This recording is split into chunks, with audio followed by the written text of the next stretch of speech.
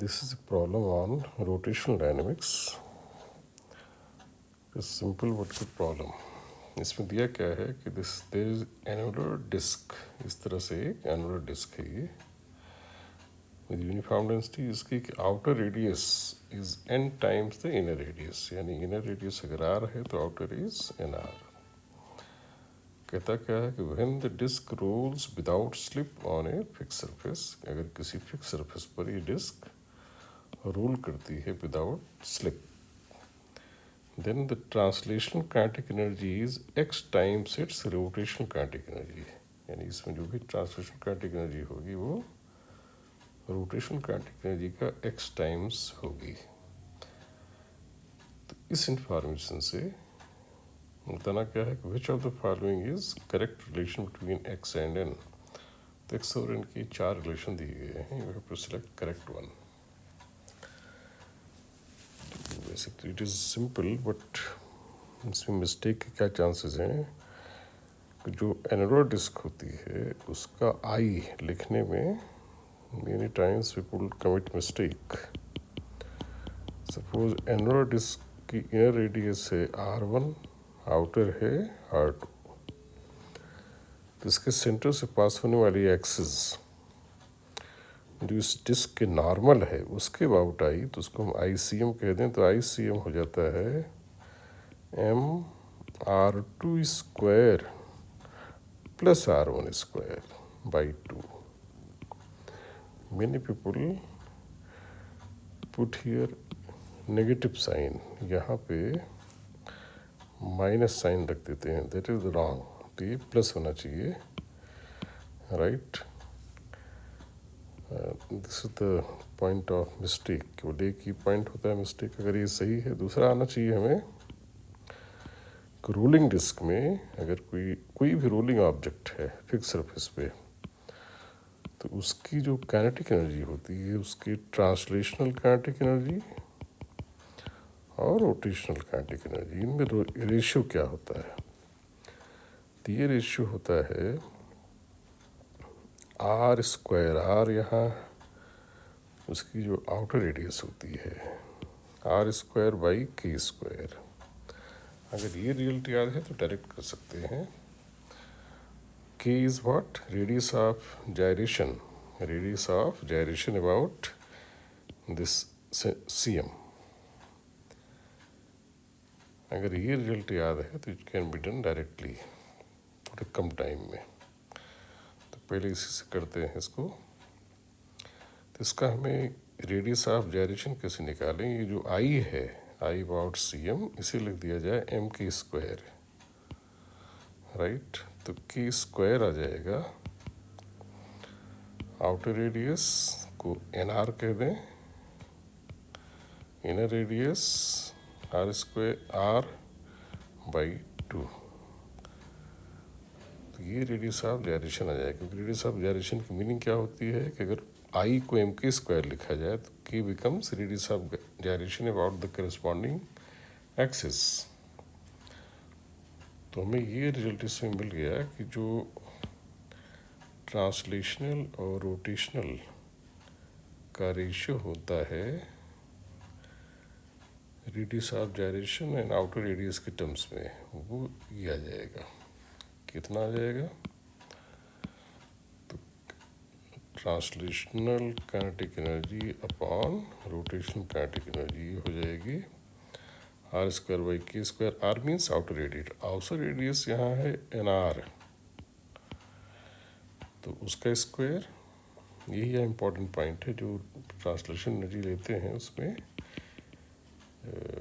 Are square by K square. अगर किसी को याद है रियल तो उसमें आर बेसिकली आउटर लेना चाहिए हॉलो बॉडीज़ के केस में, क्योंकि यहाँ वो रेडियस आती है जिस रेडियस से बॉडी सरफेस को टच करती है. और रोटेशनल हो जाती है के स्क्वायर. के स्क्वायर इसमें आ जाएगा n square R square plus R square जैसा यहाँ आया है बाई 2. तो 2 चला जाएगा ऊपर. Finally it is 2n square upon n square plus 1. और ट्रांसलेशनल अपॉन रोटेशनल. ट्रांसलेशन इसमें दिया है translational kinetic energy is x times rotational. तो translational kinetic energy is x times rotational. तो ये रेशियो एग्जैक्टली x ही हो जाना चाहिए। बस आंसर आ गया, x is equal to 2n² + 1 upon n² + 1। तो आंसर इज डी। इसमें थोड़ा मैंने शॉर्टकट से कर दिया। अगर किसी को नहीं समझ में आया तो I will explain from slightly more basic. इसको बेसिक से भी कर सकते हैं। बेसिक से करने के लिए हमें एक रिजल्ट निकाल करना होगा। जो रोलिंग बॉडीज़ की काइनेटिक एनर्जी होती है उसके दो पार्ट होते हैं। एक ट्रांसलेशनल होता है ½ m × VCm², रोटेशनल होता है ½I/cm × ω²। तो जो रेशियो हमें चाहिए यहाँ, what ratio required, translational upon rotational kinetic energy, तो ये कहलाती है ट्रांसलेशनल और ये कहलाती है रोटेशनल। तो ऐसा करेंगे तो we will get m × VCm² upon ICM × ω²। अब अगर कोई बॉडी हॉलो भी है या एनुलर है, उसकी जो आउटर रेडियस उसे मैं कैपिटल R कहूँ, फिक्स सरफेस है, रोलिंग हो रही है, तो VCM is written as ω × outer radius. उसमें इनर रेडियस का कोई यूज़ नहीं होता ये रिलेशन लिखने में। यही इम्पॉर्टेंट पॉइंट है इसमें। तो और ICM की जगह हम उसको निकालेंगे ICM को, और जहाँ VCM है उसकी जगह लिख देंगे ω × आउटर रेडियस, तो ω²R²। तो इसको थोड़ा सा बीच का रखते हैं, डायरेक्ट भी नहीं करते और थोड़ा बेसिक भी रखते हैं। देन वी विल गेट, इस केस में आ जाएगा m × ω²R²।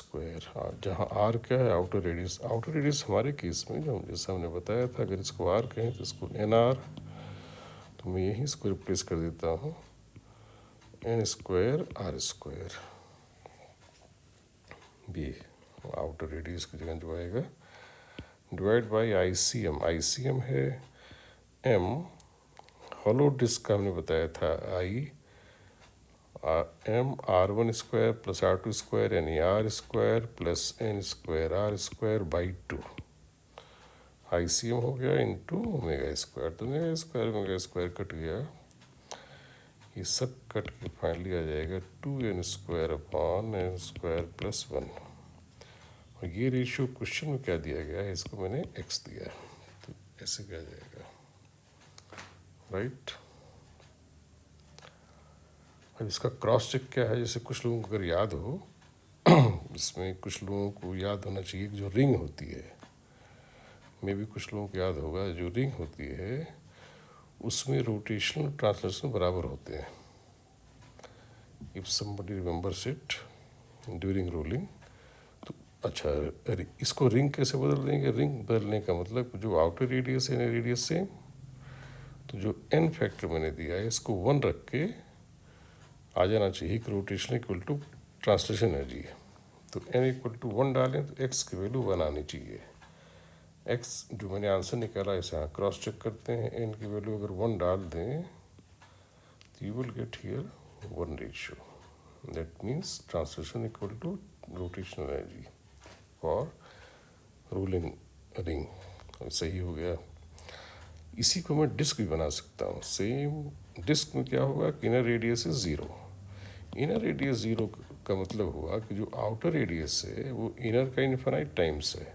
तो अगर मैं n को इन्फिनाइट यानी लार्ज डाल दूँ तो कायदे में ये रेशियो डिस्क लिया जाना चाहिए। तो n को बहुत लार्ज माने तो n² के कंपेरिजन 1 हट जाएगा, ये रेशियो आ जाएगा 2। और जिसको कुछ हो सकता है कुछ लोगों को याद हो कि डिस्क केस में रोल कर रहिएगा डिस्क, यूनिफॉर्म डिस्क है, तो वहाँ ट्रांसलेशनल एनर्जी रोटेशनल की डबल होती है, जो कि यहाँ आ रहा है। इनको अगर बहुत लार्ज मान लें तो 2 आ जाता है, राइट।